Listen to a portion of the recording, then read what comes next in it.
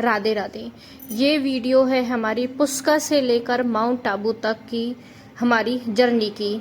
हम सुबह घर से निकले कुछ हिल स्टेशन की तरफ, कुछ मंदिरों के दर्शन करने के लिए। ये जो हमारा प्रोग्राम है बहुत ही अचानक से बन गया और मैं भी इसके लिए एग्री हो गई। मैं अपने बच्चों के साथ और अपनी बड़ी बहन के साथ इस ट्रिप पर गई थी।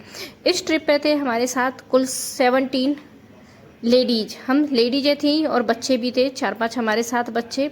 हमने जाते समय बस में खूब मौज मस्ती की, गाने गाए, बातें की, एक दूसरे से सत्संग किया, क्योंकि ये था सीनियर सिटीजन्स का ग्रुप था। ये सभी मंदिरों के दर्शन करने के लिए निकले थे, तो इस ग्रुप में हम भी ऐड हो गए, क्योंकि हमारे भी अब उम्र हो चुकी है भगवान को याद करने की। ये जो ट्रिप था बहुत ही यादगार, बहुत ही ब्यूटीफुल, मौज मस्ती के साथ साथ भगवान का नाम जप करते हुए हम आगे बढ़े।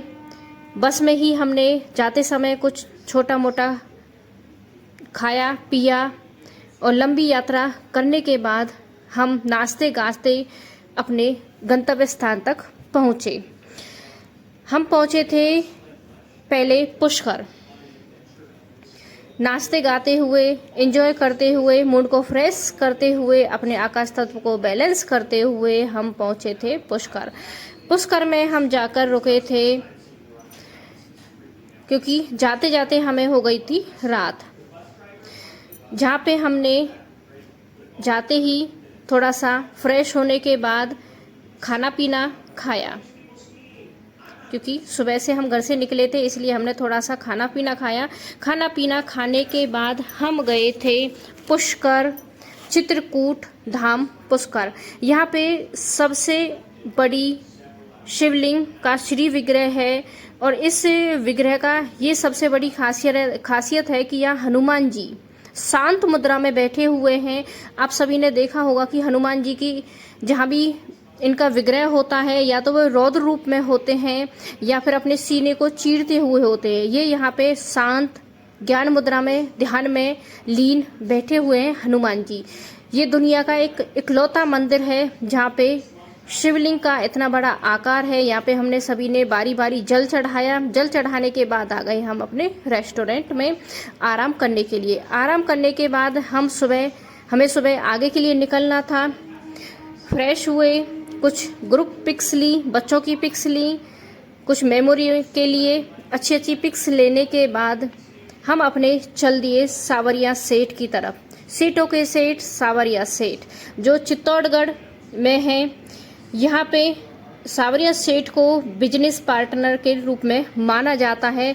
कहा जाता है कि यहाँ पे इतना चढ़ावा आता है कि बहुत ही ज़्यादा।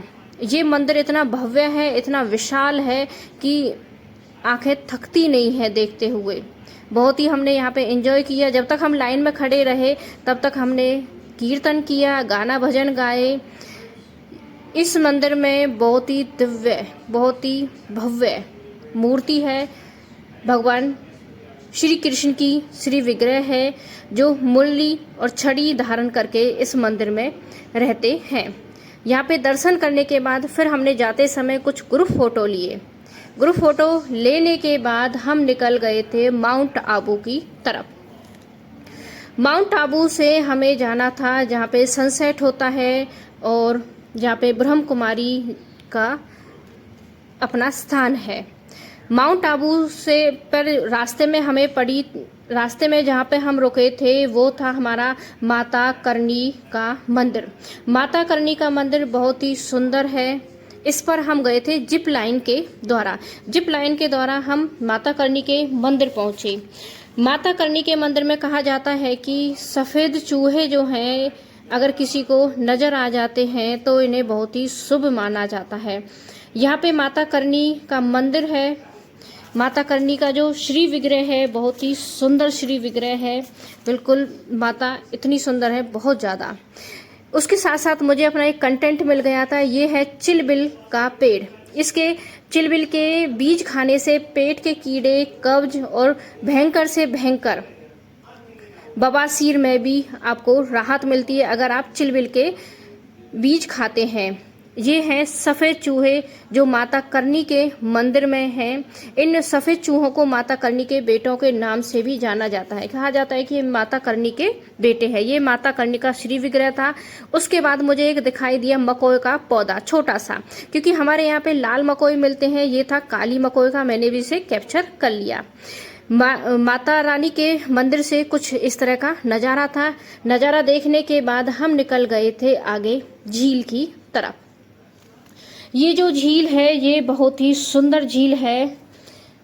इस झील में बहुत ही सुंदर पानी की कलकल की आवाज़ें थी। बिल्कुल फ्रेश पानी था, ताज़ा पानी था, नीला पानी था। कुछ फ़ोटो लिए, कुछ वीडियो बनाई, कुछ रील बनाए। उसी तरह से हम अपने दूसरे स्थान पर पहुँचे। यहाँ पे हमने कुछ अच्छे अच्छे फ़ोटो लिए। ये मेरी पहली व्लॉग है। हो सकता है इसमें बोलने में मेरे से कुछ बीच बीच में गड़बड़ भी हो सकती है, उसके लिए क्षमा चाहती हूँ। यहाँ पे हमने कुछ फ़ोटो लेने के बाद यहाँ पे हमने किया था लंच। लंच इतना महंगा था कि 700 का हमने खाया था। सबसे जो सस्ता था 700 का छोले कुलचे। ये हमें काफ़ी कॉस्टली लगा, लेकिन कोई बात नहीं, मस्ती मौज मस्ती करते हुए हम वापस दूसरे स्थान पर आ गए। बोट के द्वारा हम गए थे, बोट से ही हम वापस अपने स्थान पर आए थे।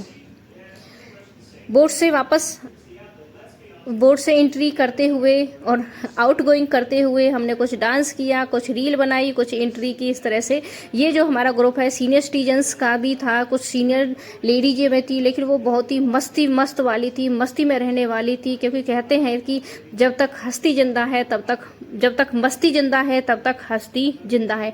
इसलिए अपनी मस्ती को हमेशा जिंदा करके रखना चाहिए। एज एक नंबर है, आपका कोई भी आपको स्टॉप नहीं कर सकता है। उसके बाद हम पहुंचे थे लेजर शो देखने के लिए। ये लेजर शो था। यहाँ पे भगवान शिव के बारे में बताया जाता है, शिव कहानी है बताई जाती है। रुद्राष्टकम को जीवंत किया जाता है इस लेजर शो के द्वारा। ये लेजर शो बहुत ही सुंदर, बहुत ही देखने लायक। इस लेजर शो के दौरान मैंने लाइव भी की थी। आप पूरा वीडियो देखना है, 20 से 25 मिनट का वीडियो आप लाइव में भी आप मेरी देख सकते हैं लाइव वीडियो में। कुछ फ़ोटो लेने के बाद नंदी महाराज के साथ हमने कुछ फ़ोटो ली। अच्छी फ़ोटो निकालने के बाद श्री राम का दरबार भी था, यहाँ पे भी हमने कुछ अच्छी फ़ोटो ली। क्योंकि ये जो लेजर शो था बहुत ही मेमोरेबल था। यहाँ पे जो शिव भगवान का विग्रह है ये भी बहुत ही बड़ा था। उसके बाद हम आ गए रेस्टोरेंट में, फिर से अपने होटल खाना पीना खाया। खाना पीना खाने के बाद फ्रेश होने के बाद कुछ फ़ोटो वोटो लेने के बाद हम फिर आगे की जर्नी की तरफ निकलने के लिए तैयार हो गए। आगे की जर्नी थी हमारी माउंट आबू की तरफ। हमें जाना था ब्रह्म कुमारी का जो सेंटर है वहाँ पे। ये है ब्रह्म कुमारी सेंटर, ये जो बहुत ही दिव्य, बहुत ही शानदार, बहुत ही भव्य। जितना मैं कहूँ इसके बारे में उतना कम है, क्योंकि ये बिल्कुल एक स्वर्ग की जैसा दिखाई देता है। बिल्कुल बहुत ही ज़्यादा शांति है यहाँ पे, हरियाली है, पेड़ पौधे हैं, बादलों से घिरा हुआ शांत जगह है। यहाँ पे एक मैंने छोटी सी क्लिप बनाई थी, माइंड, बुद्धि, कर्म, जहाँ पे मन, बुद्धि, कर्म, संस्कार, ये सभी हमारे जीवन में चलते रहते हैं। उसके बाद हम गए थे माउंट आबू पे सोमनाथ के मंदिर। सोमनाथ के मंदिर में हमारे शिवलिंग के श्री विग्रह थे, जहाँ पे जो हमारे 5 तत्वों के साथ साथ सूर्य आदि के शिवलिंग भी थे वहाँ पे, उनके मंत्रों के साथ साथ। ये है सनसेट पॉइंट, जहाँ पे हमने अच्छी पिक्स निकाली। इस सनसेट पॉइंट पे सन का जो व्यू है वो इतना ही अद्भुत व्यू है। ऐसा दिखाई देता है कि जैसे जो सूरज है वो बादलों में ना जाके पानी के अंदर जा रहा हो। ये जो दृश्य है बहुत ही अद्भुत है। इसे देखने के लिए वहाँ पे बहुत सारी भीड़ लगी हुई थी। ये है माउंट आबू में ही, जहाँ पे हमने माउंट आबू का एक लोगो भी लगा हुआ था, वहाँ पे पिक लिए। एक सरोवर है, यहाँ पे झील है, सरोवर नहीं झील है।